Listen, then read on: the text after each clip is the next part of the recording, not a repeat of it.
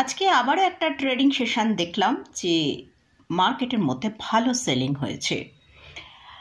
তো নিফটি আজকে দেখেছি 225 পয়েন্ট, ব্যাংক নিফটি 537 পয়েন্ট এবং সেন্সেক্স 721 পয়েন্ট নেগেটিভে ক্লোজ দিয়েছে।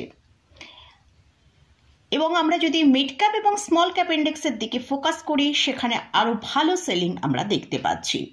মিড ক্যাপ ইন্ডেক্স 951 পয়েন্ট অর্থাৎ 1.61% এবং স্মল ক্যাপ ইন্ডেক্স 392 পয়েন্ট অর্থাৎ 2.10% সেলিংয়ে ক্লোজিং দিয়েছে। তো মার্কেটের মধ্যে আজকে কেন এতটা সেলিং এসছে সেটা নিয়ে ডিসকাস করব। এর সাথে সাথেই আজকের ভিডিওয়ে দুটো স্টক নিয়ে আলোচনা করব। আপনারা এই দুটো স্টক নিয়ে আলোচনা করার জন্য রিকোয়েস্ট করেছেন, তো এই দুটো স্টক নিয়ে আলোচনা করব। তাহলে ভিডিওটা শুরু করা যাক। ভিডিও শুরু করার সাথে সাথেই বলি, যদি চ্যানেলটা সাবস্ক্রাইব না করে থাকেন তাহলে অবশ্যই চ্যানেলটি সাবস্ক্রাইব করে নেবেন আর পাশে থাকা বেল আইকনটা প্রেস করে রাখবেন। আমি ভিডিও আপলোড করার সাথে সাথে আপনাদের কাছে ভিডিওটা পৌঁছে যাবে। আর ভিডিওটা যদি ভালো লাগে অবশ্যই লাইক এবং শেয়ার করতে ভুলবেন না। তো আজকে আমরা মার্কেটের মধ্যে যেটা দেখতে পেয়েছি, নিফটি 25,010 পর্যন্ত হাই তৈরি করে তারপর কিন্তু নিফটির মধ্যে ভালো সেলিং আসে। নিফটি আজকে যেটা লো তৈরি করেছে 24,806। তো 24,800কে সাপোর্ট রেখে ক্লোজিং টাইমে আমরা 24,837-এ ক্লোজিং পেয়েছি। তো নিফটির মধ্যে আজকে আমরা দেখেছি যে সাইকোলজিক্যাল লেভেল 25,000 তাকে ব্রেক করেছে এবং ব্রেক করে 24,800-র কাছে সাপোর্ট নিয়ে ট্রেড করেছে। তো আজকে মার্কেটে এতটা সেলিং কেন এসেছে? তো আমরা দেখেছিলাম মাঝখানে যে এফআইএসরা তাদের সেলিং করছিল, কিন্তু সেখানে পজিশনটা কম করছিল, ভলিউমটা তাদের যে সেলিংয়ের ভলিউমটা ছিল সেটা কম ছিল। কিন্তু আজকে আমরা দেখতে পাচ্ছি যে এফআইএসরা আবার তারা স্ট্রং ভলিউমে সেলিং করছে, আর ডিআইএসরা যে বাই করছে তারা আবার তাদের ভলিউম অনেকটা কমিয়ে দিয়েছে, বাই করছে কিন্তু ভলিউমটা কমিয়ে দিয়েছে। আর রিটেলাররা তাদের কাছে অলরেডি পজিশন হোল্ডিংয়ে রয়েছে, তাই তারা তাদের পজিশন যেহেতু সেল করতে পারছে না, তা সেই জন্য কিন্তু তারা তাদের পজিশনটাকে তারা বাইয়ের পজিশন অনেকটা কমিয়েছে। তো এই কারণের জন্যই কিন্তু আমরা আজকে মার্কেটের মধ্যে সেলিং দেখতে পেয়েছি। এছাড়াও আজকে বাজাজ ফাইন্যান্সের রেজাল্ট এসছে এবং সেই বাজাজ ফাইন্যান্সের রেজাল্টের যে কমেন্ট্রি এসছে সেটা কিন্তু মার্কেটের কাছে খুব একটা ভালো মনে হয়নি। কারণ ইনভেস্টররা সেখানে যে কমেন্ট্রিতে বলা হয়েছে যে ইকোনমিক্যাল স্লোডাউন হতে পারে, গ্রোথ রেট কম হতে পারে, এসব বিভিন্ন কারণের জন্য ইনভেস্টরদের মনে হয়েছে যে মার্কেটে কিন্তু একটা ইকোনমিক্যাল স্লোডাউন আসতে চলেছে। এর ফলে কিন্তু আমরা দেখতে পেয়েছি যে মার্কেটের মধ্যে এতটা সেলিং হয়েছে। তো আজকে এই সেলিংয়ের পেছনে কোন কোন সেক্টরগুলোর ভালো কন্ট্রিবিউশন আছে, আমরা এই বাজাজ ফাইন্যান্সের যে কমেন্ট্রির পর মার্কেটের সেলিংটা এসেছে সেখানে আমরা দেখতে পেয়েছি ব্যাংক নিফটি খুব স্ট্রংলি কয়েকদিন ধরে পারফরমেন্স করছিল, কিন্তু আজকে ব্যাংক নিফটি তার ইম্পর্ট্যান্ট যে লেভেল তাকে ব্রেক করে নিচের দিকে ট্রেড করেছে। এছাড়াও আমরা বিভিন্ন সেক্টরের মধ্যে যেমন আইটি সেক্টর ভালো সেলিং মোডেই চলছিল, তো সেখানেও আজকে আমরা কিন্তু ভালো সেলিং দেখেছি। আইটি, মেটাল, পিএসইউ স্টক এবং এনবিএফসি সেক্টর, এইসব সেক্টরগুলোর মধ্যে কিন্তু আজকে খুব ভালো সেলিং হয়েছে। তো এইসব কারণের জন্যই আজকে আমরা মার্কেটের মধ্যে ভালো সেলিং দেখলাম। তো আমরা নিফটির ক্ষেত্রে যেটা দেখেছি, নিফটি তার 50 EMR নিচে আজকে ট্রেড করেছে। এক তো তার নিফটির যে সাইকোলজিক্যাল লেভেল 25,000 তাকে ব্রেক করেছে, এছাড়াও নিফটির যে 50 EMR আছে 24,950 সেই লেভেলকে ব্রেক করে নিচে ট্রেড করেছে। ব্যাংক নিফটিকেও যদি দেখি, ব্যাংক নিফটিও কিন্তু তার 50 EMR যে লেভেল 56,755 এই লেভেলকেও ব্রেক করে আজকে কিন্তু ভালোভাবে নিচের দিকে এসে ট্রেড করেছে।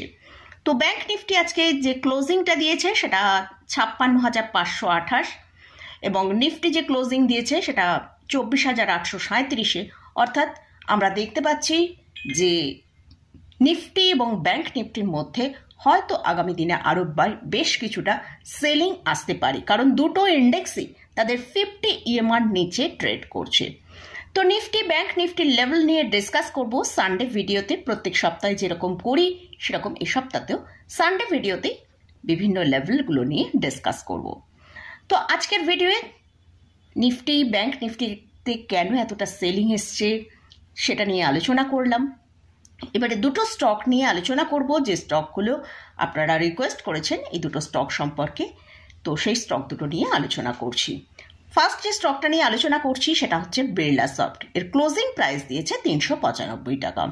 স্টকটা এখন তার হায়ার লেভেল থেকে 49% নিচে ট্রেড করছে।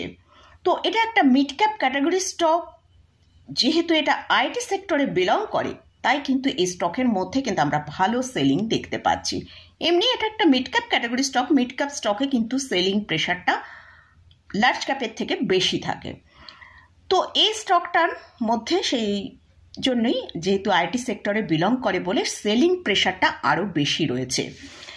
তো স্টকের জন্য যেটা এখন সাপোর্ট রয়েছে সেটা হচ্ছে 378 টাকা।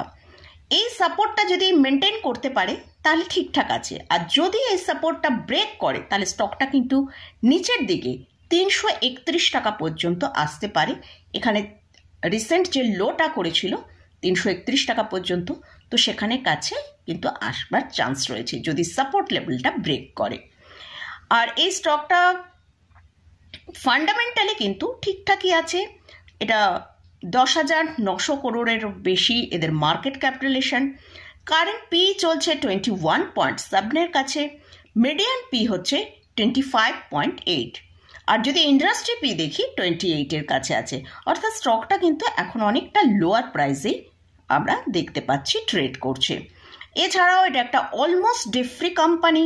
এদের ডিভিডেন্ড ভালো ডিভিডেন্ড পে করে। আর এই স্টকের যদি আমরা দেখি ডিআইস এবং এফআইসদের কিন্তু একটা ভালো হোল্ডিং রয়েছে। তো আমরা একবার শেয়ার হোল্ডিং প্যাটার্নটা দেখে নেব। সেখানে প্রোমোটারের হোল্ডিং দেখছি 40.63%, এফআইসদের হোল্ডিং হচ্ছে 12.35% এবং ডিআইসদের হোল্ডিং হচ্ছে 22.42%, আর পাবলিকের কাছে আছে 24.56%।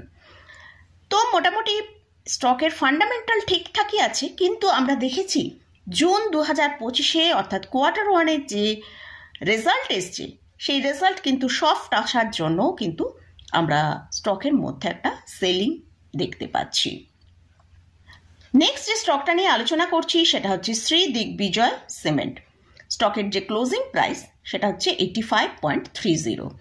এটা একটা স্মল ক্যাপ ক্যাটাগরির সিমেন্ট কোম্পানি স্টক।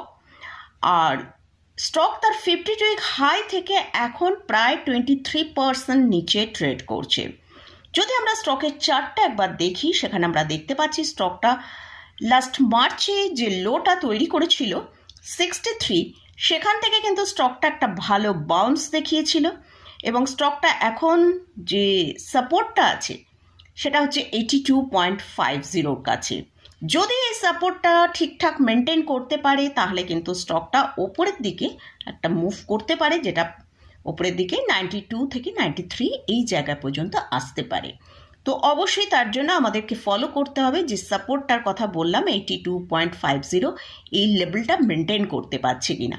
আর যদি এই সাপোর্ট লেভেল ব্রেক করে তাহলে কিন্তু ভালো সেলিং আসার সম্ভাবনা আছে।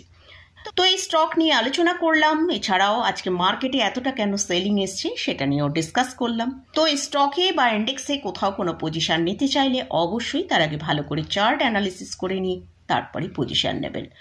তো জাস্ট এডুকেশনাল পারপাসে আমি আপনাদের সাথে এই ভিডিওটা শেয়ার করেছি। তো ভিডিওটা এখানেই শেষ করছি। ভিডিওটা যদি ভালো লাগে অবশ্যই লাইক করবেন, শেয়ার করবেন, সাবস্ক্রাইব করবেন। ধন্যবাদ।